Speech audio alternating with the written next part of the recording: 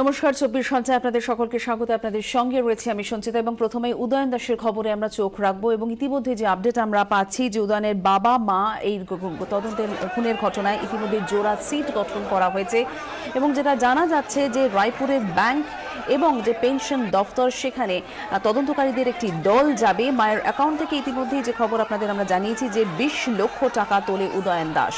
আরও কি তথ্য পাওয়া যাচ্ছে আমরা জেনে নেব। আমাদের প্রতিনিধি সন্দীপ সরকার আমাদের সঙ্গে রয়েছেন এই মুহূর্তে। সন্দীপ, আর কি তথ্য এ বিষয়ে জানা যাচ্ছে?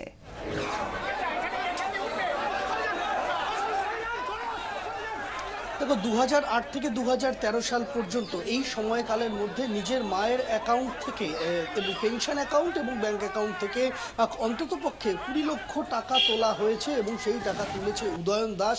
সেরকম এই বিষয়ে এক প্রকার নিশ্চিত রায়পুর পুলিশ। সেই জায়গায় দাঁড়িয়ে দুটি পৃথক ইনভেস্টিগেটর টিম যেটা গঠন করা হয়েছে, জোড়া সিট, সেই সিটের সদস্যরা তারা ব্যাংক এবং পেনশন দপ্তরে যাবেন, সেখানকার নথি পরীক্ষা করবেন, সেরকমটাই এখনো পর্যন্ত ঠিক রয়েছে। এর বাইরে দুটি থানায়, রায়পুরের দুটি থানায়, একটি গোলবাজার থানা আর একটি সিভিল লাইন থানা, এই দুটি থানায় উদয়নের বিরুদ্ধে নথি জাল এবং সেই জাল নথি পেশ করে প্রতারণার অভিযোগে মামলা রুজু হতে চলেছে। 420, 467 ধারায় মামলা রুজু হবে, 468 ধারাও তার মধ্যে থাকছে, এরকমটাই আমরা জানতে পারছি পুলিশ সূত্রে। তুমি আমাদের সঙ্গে থাকো সন্দীপ। এবং ইতিমধ্যেই যে আরো খবর আমাদের কাছে এসে পৌঁছেছে যে উদয়ন দাসের, এবং আরো একটা বিষয় একটু জানতে চাইবো সন্দীপ তোমার কাছে, যে গতকাল উদয়ন দাস তাকে জেরা করা হয় এবং তাকে জেরা করে আর কি নতুন তথ্য উঠে আসছে?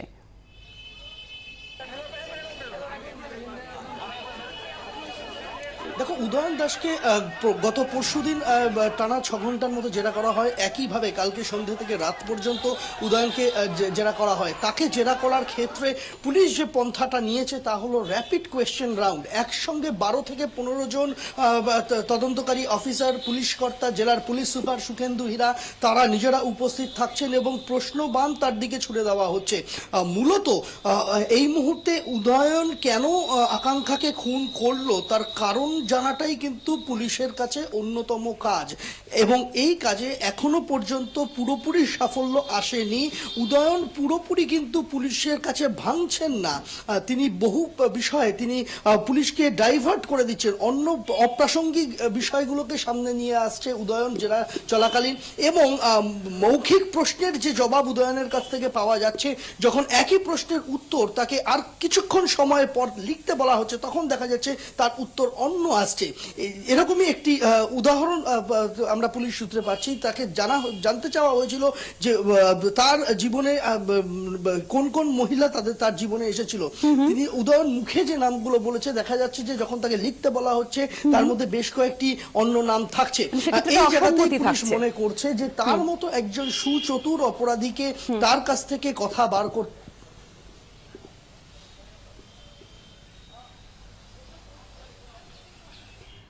সন্দীপ, তুমি আমাদের সঙ্গে থাকো। ইতিমধ্যে আরো খবর জানিয়ে দিই দর্শকদের যে উদয়নের বাবা মা, তাদের যে প্রাথমিক যে ময়নাতদন্তের রিপোর্ট, সেখানে উল্লেখ নেই তাদের ঠিক কিভাবে খুন করা হয়েছে এবং সেক্ষেত্রে যেটা জানা যাচ্ছে যে হাড়গোড়ের গ্যাসিফিকেশন হবে। আমি আবারও চলে যাব, সন্দীপ সরকার আমাদের প্রতিনিধি রয়েছেন আমাদের সঙ্গে সরাসরি।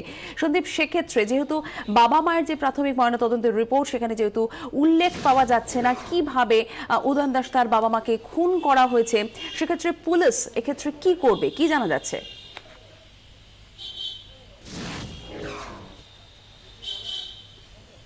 দেখো, এটা প্রথম থেকেই এই আশঙ্কাটা ছিল যে যে অবস্থাতে হাড়গোড় এবং কঙ্কালগুলি পাওয়া গেছে সেগুলির পোস্টমর্টেম করে খুব একটা লাভ হবে না, এবং সেই ময়নাতদন্তের প্রাথমিক রিপোর্ট আসার পরে সেটাই দেখা যাচ্ছে যে সেখান থেকে মৃত্যুর কারণকে স্পষ্ট করা যাচ্ছে না। এই পরিস্থিতিতে দাঁড়িয়ে অন্যান্য কেমিক্যাল অ্যানালিসিস এবং গ্যাসিফিকেশন টেস্ট করার সিদ্ধান্ত নিয়েছেন ফরেন্সিক বিশেষজ্ঞরা, যার থেকে মৃত্যুর কারণ স্পষ্ট হওয়া যায় সেই পরীক্ষা করা হবে। এবং হাড়গোড়ের গায়ে লেগে থাকা মাটি এবং যেখানে কবর দেওয়া হয়েছিল দুজনকে, সেই জায়গার মাটি, তার নমুনা নেওয়া হয়েছে। সেই নমুনা পরীক্ষা করে দুজনের রক্তের গ্রুপ সম্পর্কে একটা ধারণা পাওয়া যেতে পারে, এমনটাই মনে করছে পুলিশ। সন্দীপ, সঙ্গে থাকো, আমি ফিরছি। দর্শকদের আরো জানিয়ে দিই যে উদয়ের বাবা মায়ের যে অস্থি, সেটা পুলিশ উদয়নকে দেবে না, একথা পুলিশ সূত্রে আমরা জানতে পারছি। এবং কাকাদের হাতে উদয়নের বাবা মায়ের অস্থি তুলে দেওয়া হবে। আমি আবারও চলে যাব সন্দীপের কাছে। সন্দীপ, আমরা জানি যে যেদিনকে এই জোড়া কঙ্কাল, উদয়নের বাবা মায়ের জোড়া কঙ্কাল উদ্ধার হয়েছিল, সেদিনকে উদয়ন দাসের তরফ থেকে আর্জি জানানো হয়েছিল যে শেষকৃত্য সে করতে চায়। কিন্তু ইতিমধ্যেই যেটা আমরা জানতে পারছি পুলিশ সূত্রে, যে উদয়ন দাসের হাতে অস্থি তুলে দেওয়া হবে না বাবা মায়ের। পুলিশ সূত্রে আর কি জানা যাচ্ছে?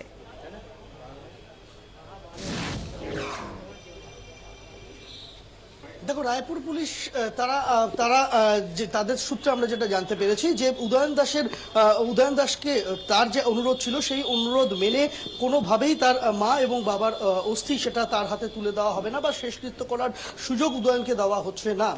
এক্ষেত্রে হাওড়ায় এবং সল্ট লেকে উদয়নের যে দুই কাকার খোঁজ মিলেছে, দেবেন্দ্র দাসের যে আত্মীয়দের খোঁজ মিলেছে, তাদেরকে ডেকে পাঠানোর সিদ্ধান্ত নেওয়া হয়েছে এবং তাদের হাতে সমস্ত আইনি প্রক্রিয়া শেষ হয়ে গেলে তাদের হাতেই অস্থি তুলে দেওয়া হবে। একইভাবে ইন্দ্রাণী দাসের ক্ষেত্রেও তাদের গোয়ালিয়র এবং ভোপালে যে আত্মীয়রা রয়েছেন তাদের হাতেও ইন্দ্রাণী দাসের অস্থি তুলে দেওয়া হবে। এবং শুধু তাই নয়, উদয়নের অতীত জানার জন্য তার কাকাদের এবং তার মামার বাড়ির লোকেদের তাদের কাছ থেকে তথ্য পাওয়ার একটা চেষ্টা তদন্তকারীরা করছেন, যাতে উদয়নের অতীতটাকে জানা যায়। উদয়নের অতীত বোঝা গেলে বর্তমানে তার যে মানসিক যে এই পরিস্থিতি, তার একটা কার্যকারণ খুঁজে পাওয়া সম্ভব হবে, সেরকমটাই মনে করছেন তদন্তকারীরা। এবং অবশ্যই উদয়নের তরফ থেকে যে অনুরোধ করা হয়েছিল যে সে শেষকৃত্য করতে চায়, গতকাল তার বাঁকুড়া সদর থানায় তার আইনজীবীকেও একই কথা জানিয়েছিল উদয়ন, কিন্তু তার সেই অনুরোধ আপাতত মানা সম্ভব হচ্ছে না, এরকমটাই রায়পুর পুলিশ সূত্রে জানিয়ে দেওয়া হয়েছে।